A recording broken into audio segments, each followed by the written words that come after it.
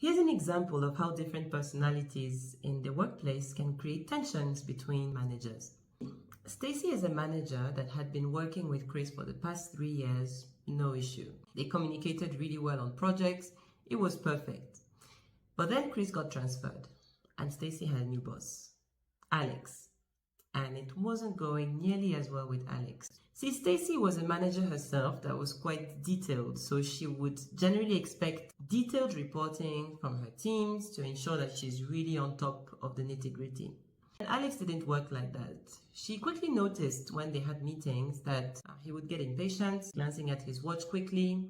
She was finding this pretty rude. At some point, Alex even asked her, "Just give me the big picture. I know you're on top of it." That was something that Stacy could not really understand. She would not want to have the big picture if she was in Alex's shoes. And she had actually spent time preparing that report. But you see, she was not in Alex's shoes. Alex was a high D, a dominant. Little patience, he really was more concerned about the results than the process that it took getting there. And Stacy's personality tended more towards a C and an S, a compliant and a steady. What does that mean?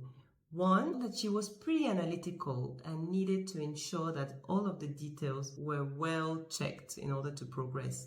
Two, the sociable part of her appreciated a certain way of communicating the ideas across that was not the direct approach of Alex that would go straight to the point and tell her to give her the big picture. So clearly, there was a disconnect there in profiles that needed to be addressed in order to ensure that these two personalities understand one another and the best way to communicate together.